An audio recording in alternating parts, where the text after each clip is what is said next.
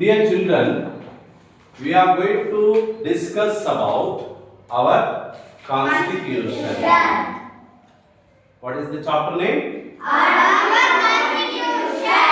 Our Constitution. Constitution is an important document. ಇದು ಒಂದು ಮುಖ್ಯವಾದಂತಹ ಒಂದು ಡಾಕ್ಯುಮೆಂಟ್. ಅದರ ಬಗ್ಗೆ ನಾವೆಲ್ಲರೂ ಕೂಡ ತಿಳಿದುಕೊಳ್ಳಬೇಕು. Right? Then, before going to know about our constitution or Indian constitution, we'll understand what is government. ಸರ್ಕಾರ ಅಂದ್ರೆ ಏನು? What is government? Yes, it is an organization which promotes the welfare of the people. ಅದು ಒಂದು ಸಂಸ್ಥೆ. ಆಯ್ತಾ?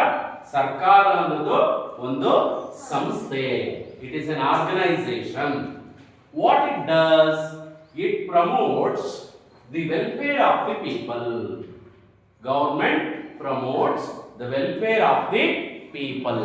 Welfare ಅಂದ್ರೇನು? ಜನರ ಕಲ್ಯಾಣ. ಜನರ ಕಲ್ಯಾಣ ಅಂತಂದ್ರೆ ಏನು? ಜನರಿಗೆ ಬೇಕಾಗಿರ್ತಕ್ಕಂಥ ಸವಲತ್ತುಗಳನ್ನ ಒದಗಿಸಿ ಕೊಡುವಂಥದ್ದು. ಅರ್ಥ ಆಯ್ತಾ? ಜನರಿಗೆ ಬೇಕಾಗಿರ್ತಕ್ಕಂಥ ಸವಲತ್ತುಗಳನ್ನ ಸೌಲಭ್ಯಗಳನ್ನ ಒದಗಿಸಿ ಕೊಡುವಂಥದ್ದು ಯಾರ ಜವಾಬ್ದಾರಿ? ಸರ್ಕಾರದ ಜವಾಬ್ದಾರಿ. Right? So, we'll understand once again what is government. Right?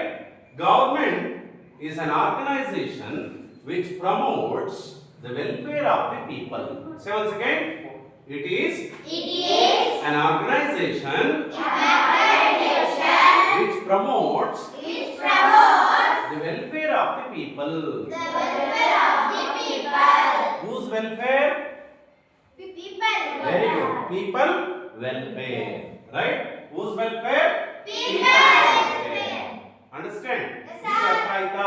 ಸರ್ಕಾರ ಅಂದ್ರೆ ಏನು ಅಂತೇಳಿ ಅರ್ಥ ಆಯ್ತಲ್ವಾ? Yes, sir. ಸರ್ಕಾರ ಅಂದ್ರೆ ಏನು ಅಂತೇಳಿ ಅದು ಒಂದು ಸಂಸ್ಥೆ ಜನರ ಯೋಗಕ್ಷೇಮ ಮತ್ತೆ ಕಲ್ಯಾಣವನ್ನ ರೂಪಿಸಲಿಕ್ಕೆ ರಚನೆ ಆಗುವಂತ ಒಂದು ಸಂಸ್ಥೆ. ಅರ್ಥ ಆಯ್ತಾ? ಹಾಗಾದ್ರೆ ನಾವು ಕಾನ್ಸ್ಟಿಟ್ಯೂಷನ್ ಅಂತ ಹೇಳ್ತಾ ಇರ್ತೀವಲ್ವಾ, ಎಲ್ಲಾ ಕಡೆನೂ ಕೂಡ ಕಾನ್ಸ್ಟಿಟ್ಯೂಷನ್ ಅಂತೇಳಿ ಹೇಳ್ತಾ ಇರ್ತೇವೆ. ಹಾಗಾದ್ರೆ ಕಾನ್ಸ್ಟಿಟ್ಯೂಷನ್ ಅಂದ್ರೆ ಏನು? What is constitution? ಕಾನ್ಸ್ಟಿಟ್ಯೂಷನ್ ಅಂದ್ರೆ ಏನು?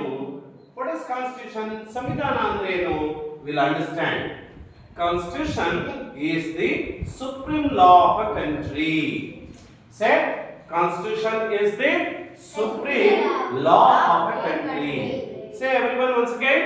Constitution is the supreme law of a country. Yes, Constitution is the supreme law of a country. ನಮ್ಮ ದೇಶದ ವ್ಯವಸ್ಥೆಯಲ್ಲಿರ್ತಕ್ಕಂಥ ಅತ್ಯುನ್ನತ ಕಾನೂನನ್ನೇ ನಾವು ಸಂವಿಧಾನ ಅಂತೇಳಿ ಕರೀತೇವೆ. It is the supreme law of the country. What is it? What is constitution? Supreme law of a country. Very good. It is the supreme law of a country. Understand? It is the supreme law of a country. Now you have understood what is government and what is constitution. Yes. Understand? Yes, What is sir. government and what is constitution. So we'll understand what is the importance of Indian constitution. ಹಾಗಾದ್ರೆ ಭಾರತದ ಸಂವಿಧಾನದ ಪ್ರಾಮುಖ್ಯತೆಯನ್ನ ಅರ್ಥ ಮಾಡಿಕೊಳ್ಳೋಣ.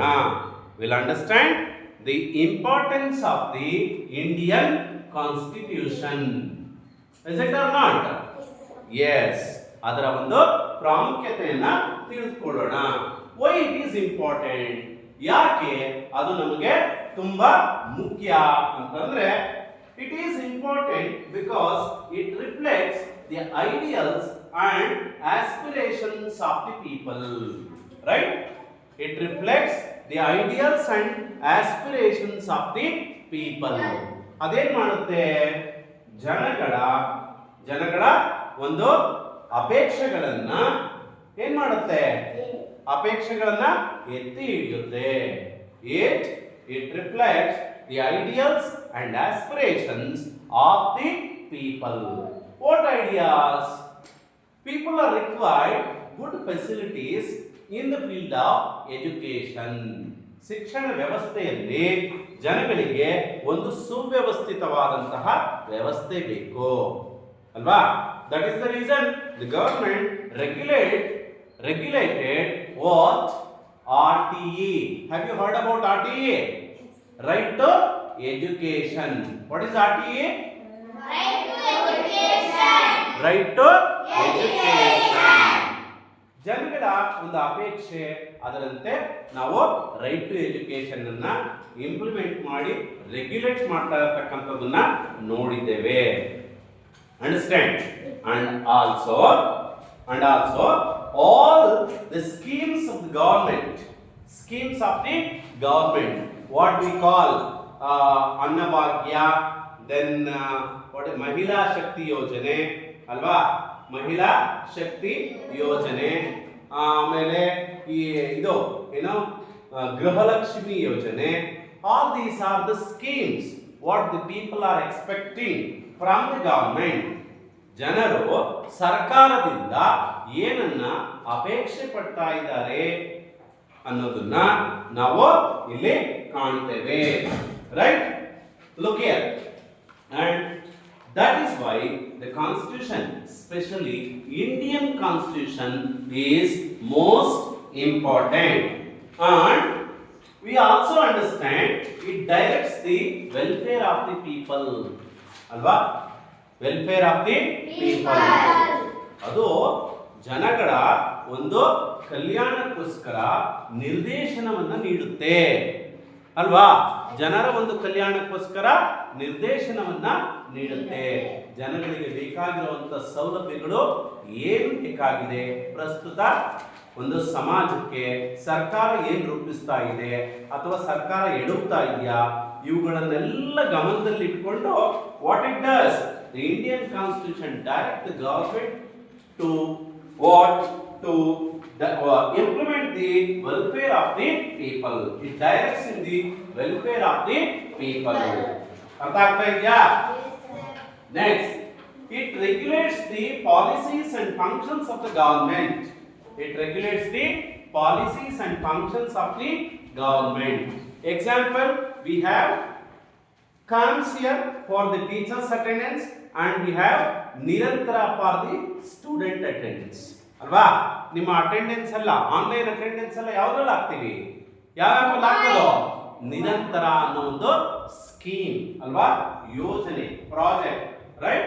So what we are doing, ಸರ್ಕಾರ ಹೇಳುತ್ತೆ, ನಾವೆಲ್ಲರೂ ಕೂಡ ಅದನ್ನ ಪಾಲಿಸ್ತಾ ಇದ್ದೀವಿ. Is it or not? We are following ನಾ? ವಿ ಆರ್ ಫಾಲೋಯಿಂಗ್ ನಾ? Yes. It regulates the policies and functions of the government. Policies and functions of the government. ಹೌದಾ? ಈಗ ಸಾಕಷ್ಟು ಯೋಜನೆಗಳು ಕರ್ನಾಟಕ ಸರ್ಕಾರ ಮಾಡಿದೆ. ಅವುಗಳನ್ನೆಲ್ಲ ಗವರ್ಮೆಂಟ್ ಅಫಿಷಿಯಲ್ಸ್ ಎಲ್ಲ ಏನ್ ಮಾಡ್ತಾ ಇದ್ದಾರೆ? ಜಾರಿಗೆ ತರ್ತಾ ಇದ್ದಾರೆ ಅಲ್ವಾ? ನಿಮ್ಮ ಮನೆಯಲ್ಲಿ ಅಪ್ಪ ಅಮ್ಮ ನೀವೆಲ್ಲ ಫ್ರೀಯಾಗಿ ಬಸ್ಸಲ್ಲಿ ಓಡಾಡ್ತೀರಲ್ವಾ? ಹೆಣ್ಮಕ್ಳೆಲ್ಲ ಫ್ರೀಯಾಗಿ ಬಸ್ಸಲ್ಲಿ ಓಡಾಡ್ತೀರಲ್ವಾ? ಅದು ಸರ್ಕಾರದ ಯೋಜನೆ. KSRTC ಡಿಪಾರ್ಟ್ಮೆಂಟ್, BMTC ಡಿಪಾರ್ಟ್ಮೆಂಟ್ ಏನ್ ಮಾಡಿದೆ, ಅದನ್ನ ಎನ್ಫೋರ್ಸ್ ಮಾಡ್ತಾ ಇದೆ. ಅರ್ಥ ಆಯ್ತಾ? ಹಾಗೆ ಫ್ರೀ ಎಲೆಕ್ಟ್ರಿಸಿಟಿ ಬಿಲ್, ಹೌದಾ, ಸರ್ಕಾರದ ಯೋಜನೆ ಅಲ್ವಾ? Gruha Jyothi, understand? But from the BESCOM department it is being regulated. ಅದು ಸರ್ಕಾರದ ಕೆಲಸವನ್ನ ಜಾರಿಗೆ ತರಲಿಕ್ಕೆ ನಿರ್ದೇಶನವನ್ನು ನೀಡುತ್ತೆ Indian constitution. Right? Then it protects the rights of the citizens. Who are citizens? Rights. Who are citizens? ಅಲ್ಲ, who are citizens? ಪ್ರಜೆಗಳು ಯಾರು? ನಾವು. Right? We are the citizens. ಹೌದಾನೆ? ನಾವು ಭಾರತೀಯ ಪ್ರಜೆಗಳು. ನೀವು ಪ್ರೀವಿಯಸ್ ಚಾಪ್ಟರ್ ಅಲ್ಲಿ ಸಿಟಿಸನ್ ಅಂಡ್ ಸಿಟಿಸನ್ಶಿಪ್ ಬಗ್ಗೆ ಅರ್ಥ ಮಾಡ್ಕೊಂಡಿದ್ದೀರಲ್ವಾ? That is what. Who are citizens? We are citizens. Who are citizens? We are citizens.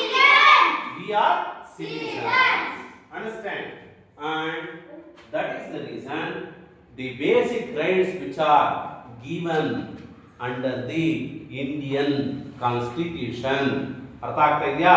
ಭಾರತೀಯ ಸಂವಿಧಾನದಲ್ಲಿ ಭಾರತೀಯ ಪ್ರಜೆಗಳಿಗೆ ಕೊಟ್ಟಿರತಕ್ಕಂಥ ಮೂಲಭೂತ ಹಕ್ಕುಗಳನ್ನ ಅದೇನ್ ಮಾಡುತ್ತೆ? ಪ್ರೊಟೆಕ್ಟ್ ಮಾಡುತ್ತೆ. ಹೆಂಗ್ ಪ್ರೊಟೆಕ್ಟ್ ಮಾಡುತ್ತೆ ಅಲ್ವಾ? ಹೇಗೆ ಪ್ರೊಟೆಕ್ಟ್ ಮಾಡುತ್ತೆ? ಈಗ ಮಕ್ಕಳಿಗೆ ರೈಟ್ ಟು ಎಜುಕೇಶನ್ ಇದೆ. ಎಲ್ಲ ಮಕ್ಕಳು ವಿದ್ಯಾಭ್ಯಾಸವನ್ನ ಕಲ್ತ್ಕೊಳ್ಬೇಕು, ಹೌದಾ? ಯಾರಾದ್ರೂ ಶಾಲೆಗೆ ಬರ್ಲಿಲ್ಲ ಅಂದ್ರೆ ಏನ್ ಮಾಡ್ತೀವಿ ನಾವು ಅಲ್ವಾ? ಅವ್ರ ಮನೆ ಹತ್ರ ಹೋಗ್ತೀವಿ, ಕರ್ಕೊಂಡು ಬರ್ಲಿಕ್ಕೆ ಪ್ರಯತ್ನ ಪಡ್ತೀವಿ ಅಲ್ವಾ? ಮತ್ತೆ ಯಾವುದೋ ಲೇಬರ್ ಡಿಪಾರ್ಟ್ಮೆಂಟ್ ಇಂದ, ಪೊಲೀಸ್ ಇಲಾಖೆಯಿಂದ ಎಲ್ಲ ಮಗುವನ್ನ ಶಾಲೆಗೆ ಕರ್ಕೊಂಡು ಬರ್ಲಿಕ್ಕೆ ಕರ್ಕೊಂಡು ಬಂದು ಕಲೀಲಿಕ್ಕೆ ದಾರಿಯನ್ನ ಮಾಡ್ಕೊಡ್ತೀವಿ. In this way it is going to, there are many examples. This is one example how it protect the rights of the citizen.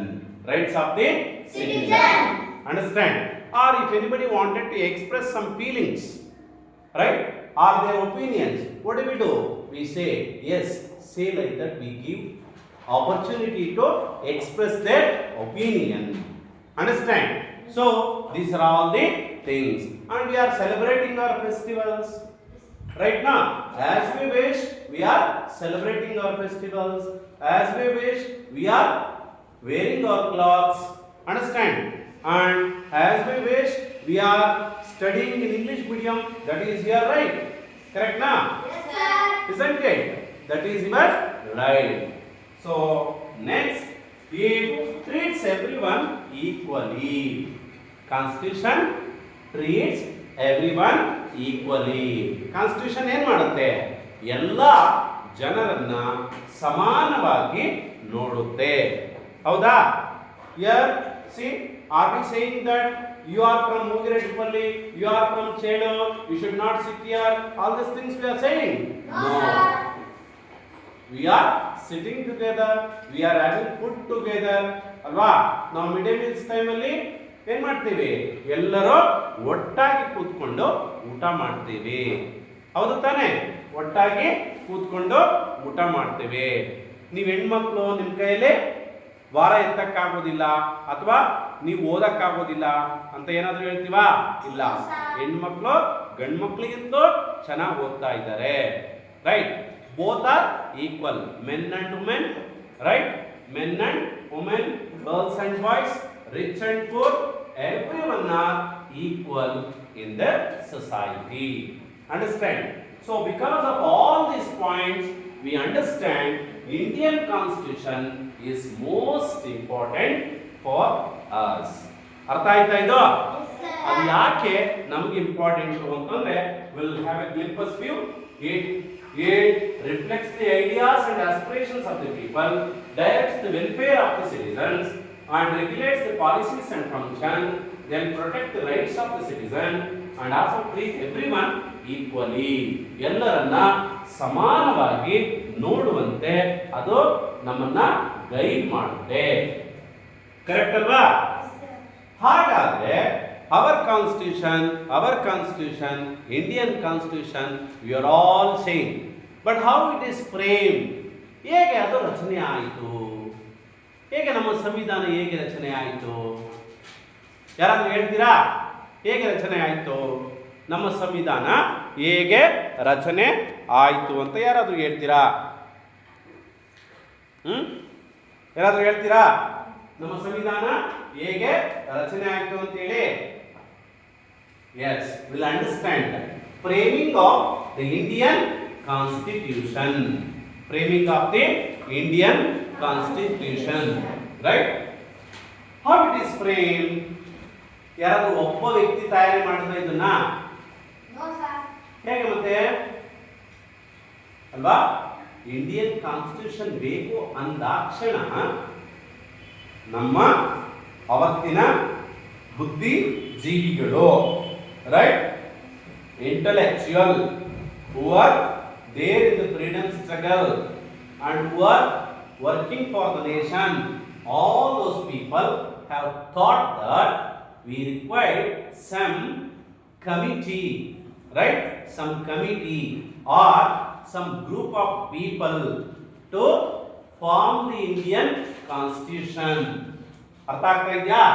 ಹೇಗೆ ಅದು ರಚನೆ ಆಯಿತು ಅಂದ್ರೆ there was a group of members which was named as Constituent Assembly. ಯಾರು ಸಂವಿಧಾನವನ್ನು ರಚನೆ ಮಾಡಿತ್ತು? Constituent assembly. ಅರ್ಥ ಆಗ್ತಾ ಇದೆಯಾ? ನೌದೇ ಈ ಕಡೆ ನೋಡು. Right? So the framing of the Indian Constitution will understand one by one. Who formed the Indian Constitution? Yeah, Indian Constitution was formed by Constituent Assembly. ಅರ್ಥ ಆಗ್ತಾ ಇದೆಯಾ? Who framed the Indian Constitution? Constituent Assembly. Who framed the Indian Constitution? Constituent Constituent Assembly. ಅರ್ಥ ಆಗ್ತಾ ಇದೆಯಾ? Constituent ಅಸೆಂಬ್ಲಿಯಲ್ಲಿ ಸಾಕಷ್ಟು ಜನರಿದ್ರು. ಯಾರ್ಯಾರು elected members ಇದ್ರು, ಆ ಎಲೆಕ್ಟೆಡ್ ಮೆಂಬರ್ಸ್ ಎಲ್ಲವೂ ಸೇರಿ ಒಂದು ಅಸೆಂಬ್ಲಿ ಅಂತೇಳಿ ಮಾಡ್ಕೊಂಡಿದ್ರು. ಆ ಅಸೆಂಬ್ಲಿಯಲ್ಲಿ ನಾವು ಕಾನ್ಸ್ಟಿಟ್ಯೂಯೆಂಟ್ ಅಸೆಂಬ್ಲಿ, ಸಂವಿಧಾನವನ್ನು ರಚನೆ ಮಾಡಲಿಕ್ಕೆ ರಚನೆ ಆದಂತ ಒಂದು ಅಸೆಂಬ್ಲಿಯನ್ನ ನಾವು ಕಾನ್ಸ್ಟಿಟ್ಯೂಯೆಂಟ್ ಅಸೆಂಬ್ಲಿ ಅಂತೇಳಿ ಕರೀತೇವೆ. ಈಗ ಹೇಳ್ತೀರಾ, who form the constitution? Who form the constitution, Indian constitution? Constituent assembly. ನೌದಿ ಬೇಡಪ್ಪ, who form the Indian constitution? Very good. Constituent assembly form the Indian constitution. ಅರ್ಥ ಆಯ್ತಾ ಈ ಕಡೆ ಎಲ್ರಿಗೂ? Who form the Indian constitution? Very good. ಹಾಗಾದ್ರೆ ಆ ಒಂದು ಇಂಡಿಯನ್ ಕಾನ್ಸ್ಟಿಟ್ಯೂಯೆಂಟ್ ಅಸೆಂಬ್ಲಿಗೆ ಒಬ್ರು ಅಧ್ಯಕ್ಷರು ಬೇಕಾಗಿರುತ್ತೆ. ಯಾರು ಬೇಕಾಗಿರುತ್ತೆ? ಅಧ್ಯಕ್ಷರು ಅಂದ್ರೆ ಜನರಲ್ ಆಗಿ ನಿಮ್ಮೆಲ್ಲರಿಗೂ ಗೊತ್ತಿರೋ ಹಾಗೆ ಆ ಸಂಸ್ಥೆಯ ಲೀಡರ್ ಅಲ್ವಾ? ಲೀಡರ್ ಅಲ್ವಾ? ಆ ಲೀಡರ್ ಬೇಕಾಗಿರುತ್ತೆ. ಅದನ್ನ ಅಸೆಂಬ್ಲಿಯನ್ನ ಮುಂದೆ ಕರ್ಕೊಂಡು ಹೋಗ್ಲಿಕ್ಕೆ the chairman of the Indian constituent assembly. ಅರ್ಥ ಆಗ್ತಾ ಇದೆಯಾ? Doctor Babu Rajendra Prasad. Who was the chairman of the Indian Constituent Assembly? Dr. Babu Rajendra Prasad. ಹೇಳಿ ಇನ್ನೊಂದ್ಸರಿ. Doctor Babu Rajendra Prasad. Who was Babu Rajendra Prasad? Who was Babu Rajendra Prasad? Chairman of the constituent assembly. ಅರ್ಥ ಆಯ್ತಾ? ಅರ್ಥ ಆಯ್ತಲ್ವಾ? ಭಾರತದ ಸಂವಿಧಾನ ರಚನಾ ಸಮಿತಿಯ ಅಧ್ಯಕ್ಷರು ಯಾರಾಗಿದ್ರು ಅಂತಂದ್ರೆ ಡಾಕ್ಟರ್ ಬಾಬು ರಾಜೇಂದ್ರ ಪ್ರಸಾದ್. ಹಾಗೆ ಚೇರ್ಮನ್ ಅವರಾದ್ರು. ಆದ್ರೆ ಸಂವಿಧಾನವನ್ನ ಡ್ರಾಫ್ಟ್ ಅಂದ್ರೆ ಕರಡು ಸಂವಿಧಾನವನ್ನ ರಚನೆ ಮಾಡುವಂತ ಒಂದು ಕಮಿಟಿಗೆ ಯಾರು ಚೇರ್ಮನ್ ಆಗಿದ್ರು ಅಂತಂದ್ರೆ is none other than the drafting committee chairman of the Indian Constitution was Dr. B.R. Ambedkar. ಅರ್ಥ ಆಯ್ತಾ? He has studied many constitutions of the different countries and accumulated what is required for our country. ನಮ್ಮ ದೇಶಕ್ಕೆ ಏನ್ ಬೇಕು, ನಮ್ಮ ದೇಶದ ಸ್ಥಿತಿಗತಿಯನ್ನು ಅರಿತುಕೊಂಡು, ನಮ್ಮ ದೇಶದ ಜನರ ಒಂದು ಸ್ಥಿತಿಗತಿಯನ್ನು ಅರಿತುಕೊಂಡು ಅವರೇನ್ ಮಾಡ್ತಾರೆ, ಸಂವಿಧಾನದ ಕರಡು ಪ್ರತಿಯನ್ನ ರಚನೆ ಮಾಡ್ತಾರೆ. ಆ ಒಂದು ಕರಡು ಸಮಿತಿಯ ಅಧ್ಯಕ್ಷರಾಗಿ ಡಾಕ್ಟರ್ B.R. ಅಂಬೇಡ್ಕರ್ ಅವರು ಇರ್ತಾರೆ. ಅರ್ಥ ಆಯ್ತಾ? In English, drafting committee chairman of Indian constitution was doctor B.R. Ambedkar. ಅರ್ಥ ಆಯ್ತಾ? ಇನ್ನೊಂದ್ಸರಿ ಹೇಳಿ. Who was the drafting committee chairman of the Indian Constitution? Dr. B.R. Ambedkar. And also, as he has tried his effort to frame the Indian Constitution or to draft the Indian Constitution, right? We also call him as what? Architect of the Indian Constitution. ಭಾರತದ ಸಂವಿಧಾನ ಶಿಲ್ಪಿ ಅಂತಲೂ ಕೂಡ ಕರೀತೇವೆ.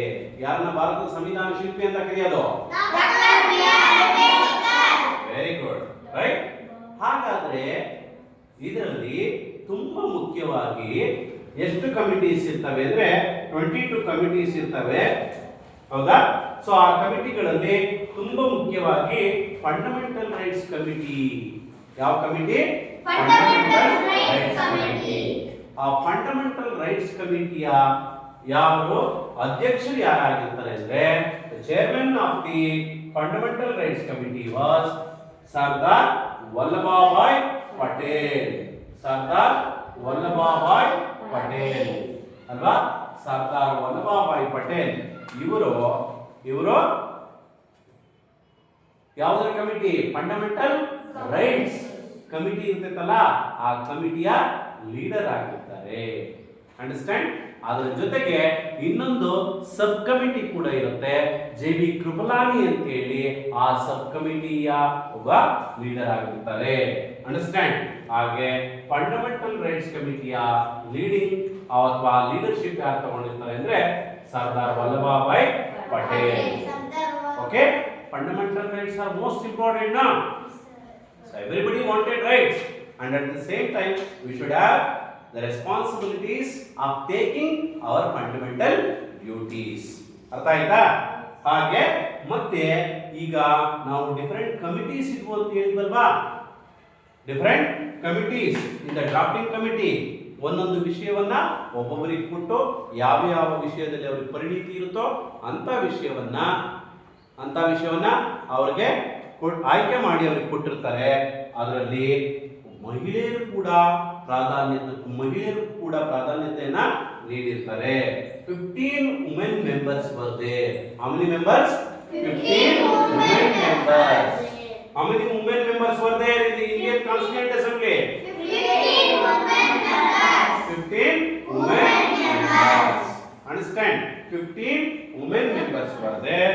So ಅಂದ್ರೆ ಇದೇನ್ ತೋರಿಸುತ್ತೆ ಅಂತಂದ್ರೆ even the ladies were given opportunity to work in where? In the Indian Constitution. Understand? In the Indian Constitution. And we'll also discuss about some members. Rajakumari Amrit Kaur, Leela Rai, Malati, right? Malati and Sarojini Naidu. We are all familiar with Sarojini Naidu, na? So Sarojini Naidu and Begum Izaz Rasul, Vijayalakshmi Pandit, right? Vijayalakshmi Pandit and Dakshayani. Then also there were members from the ಕರ್ನಾಟಕದಿಂದಲೂ ಕೂಡ ಈ ಒಂದು ಸಂವಿಧಾನ ರಚನೆಯಲ್ಲಿ leaders ಅಥವಾ members ಭಾಗವಹಿಸಿದ್ರು. ಅವ್ರು ಯಾರಪ್ಪ ಅಂತಂದ್ರೆ ಯಾರವರು? ಕೆಂಗಲ್ ಹನುಮಂತಯ್ಯ. ಹೇಳಿ ಒಂದ್ಸರಿ. Kengal Hanumanthaiah.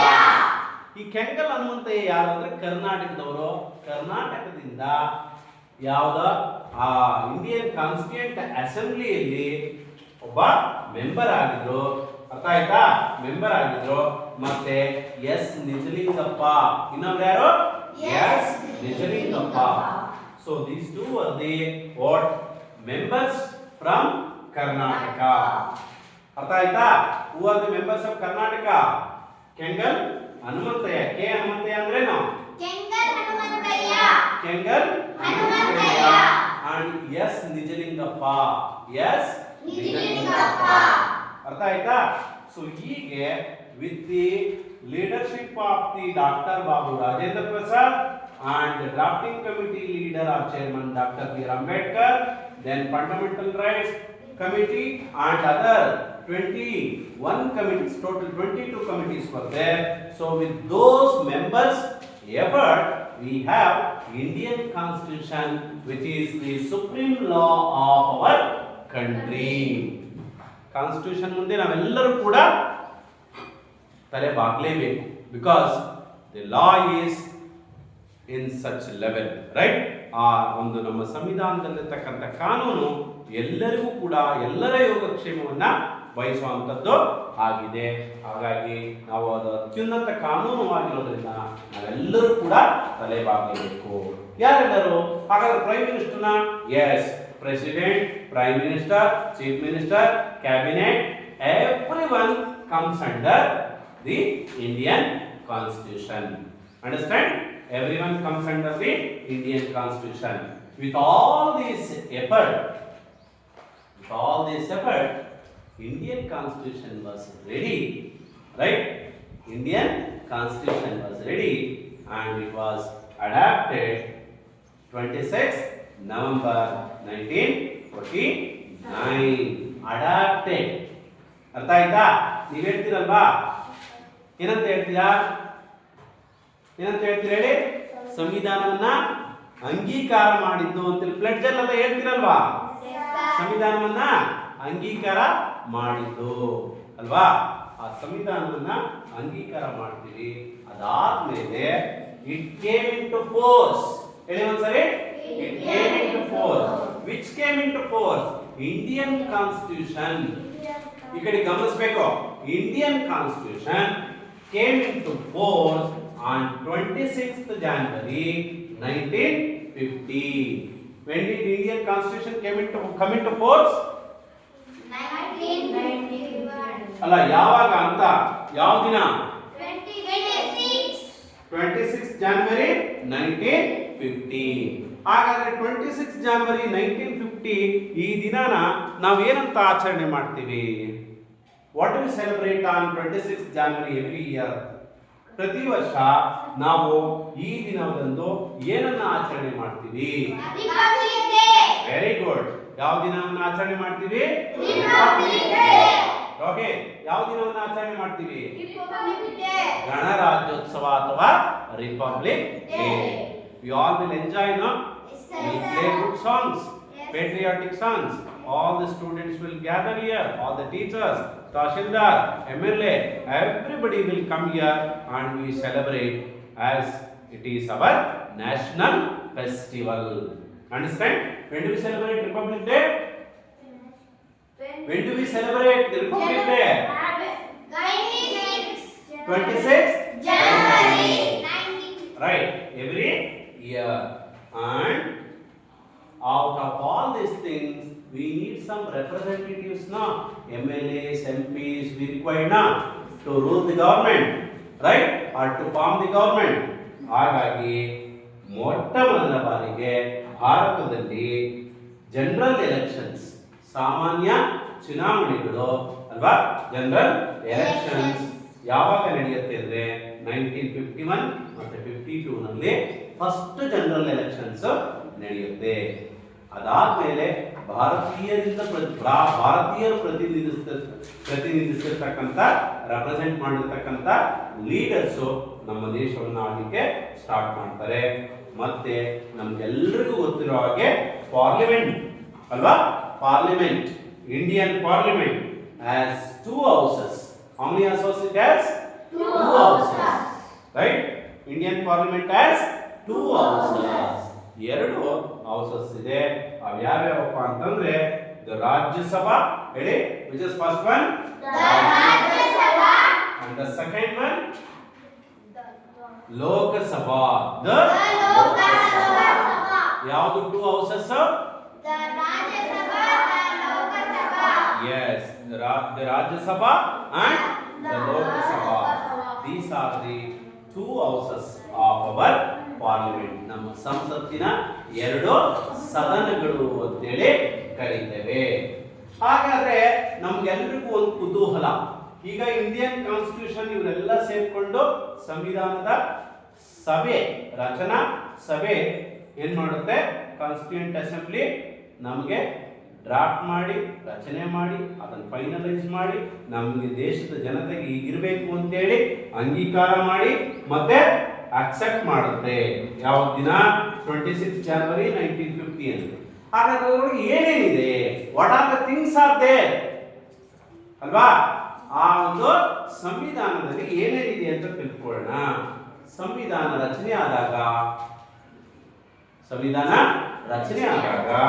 there were 395 articles. How many articles were there? 395 articles. 395 articles. ಅರ್ಥ ಆಗ್ತಾ ಇದೆಯಾ? ಎಷ್ಟಿದು ಆರ್ಟಿಕಲ್ಸ್?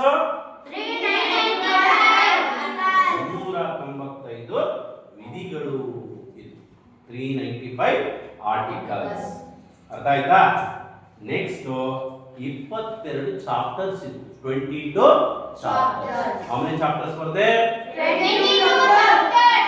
22 Chapters. ಮತ್ತೆ 8 ಶೆಡ್ಯೂಲ್ಸ್ ವರ್ ದೇರ್. ಎಷ್ಟಿದ್ರು ಶೆಡ್ಯೂಲ್ಸ್? 8 schedules. ಅರ್ಥ ಆಯ್ತಾ? ಸೊ ನೀವು ನೆನಪಲ್ಲಿ ಇಟ್ಕೋಬೇಕು, ಯಾವುದಾದ್ರೂ ಕಾಂಪಿಟೇಟಿವ್ ಎಕ್ಸಾಮ್ಸ್ ಹೋದಾಗ ಕೇಳ್ತಾರೆ ಸಂವಿಧಾನ ರಚನೆ ಆದಂತಹ ಸಂದರ್ಭದಲ್ಲಿ ಅಥವಾ ಸಂವಿಧಾನವನ್ನ ಏನು ಜಾರಿಗೆ ಬಂದಂತಹ ಸಂದರ್ಭದಲ್ಲಿ ಸಂವಿಧಾನದಲ್ಲಿ ಎಷ್ಟು ವಿಧಿಗಳಿದ್ವು, ಎಷ್ಟು ಚಾಪ್ಟರ್ಸ್ ಇದ್ವು, ಎಷ್ಟು ಶೆಡ್ಯೂಲ್ಸ್ ಇದ್ವು ಅಂತ ಕೇಳಿದ್ರೆ ಇದು ಗೊತ್ತಿದೆ. 395 ಆರ್ಟಿಕಲ್ಸ್, 22 ಚಾಪ್ಟರ್ಸ್, 8 ಶೆಡ್ಯೂಲ್ಸ್. ಹಾಗಾದ್ರೆ ಈಗ ಎಷ್ಟಿದಾವೆ ನೋಡಿ? ಈಗ ತಿದ್ದುಪಡಿ ಮಾಡಿ ಏನ್ ಮಾಡಿದೀವಿ? ತಿದ್ದುಪಡಿ ಮಾಡಿ. ಅಲ್ವಾ? ನೀವು ನೆಕ್ಸ್ಟ್ ಚಾಪ್ಟರ್ ಓದ್ತೀರಾ, ಇಂಡಿಯನ್ ಕಾನ್ಸ್ಟಿಟ್ಯೂಷನ್ ಫೀಚರ್ಸ್ ಅನ್ನು ಹೇಗೆ ತಿದ್ದುಪಡಿ ಮಾಡ್ತಾರೆ ಅದನ್ನೆಲ್ಲ ಅರ್ಥ ಮಾಡ್ಕೊಳ್ತೀರಾ ಮುಂದೆ. ಆದ್ರೆ ಅಮೆಂಡ್ಮೆಂಟ್ ಅಂತ ಕರಿತೀವಿ ಇಂಗ್ಲಿಷ್ ಅಲ್ಲಿ. ಏನಂತ ಕರಿತೀವಿ? Amendment. ಸೊ ಇಲ್ಲಿ at present after the amendment 471 articles ಎಷ್ಟಿದಾವೆ? 471 ಆರ್ಟಿಕಲ್ಸ್. 25 ಚಾಪ್ಟರ್ಸ್ ಇದಾವೆ. ಎಷ್ಟು ಚಾಪ್ಟರ್ಸ್ ಇದಾವೆ? 25 chapters. ಮತ್ತೆ 12 ಶೆಡ್ಯೂಲ್ಸ್ ಇದಾವೆ. ಎಷ್ಟು ಶೆಡ್ಯೂಲ್ಸ್ ಇದಾವೆ? 12 schedules. So this is what about why what is government and why the government is required, what is constitution, importance of Indian constitution and the framing of the Indian constitution, right? Framing of the Indian constitution and what are all the aspects are there, right, in the Indian constitution. That is the reason we have to read, understand and adapt, right? Read, understand and adapt. Understand? So if this is going to be happen, you will be having very good hold on the law of Indian constitution. Understand? So we'll continue in the next class regarding the preamble of the constitution and other thing.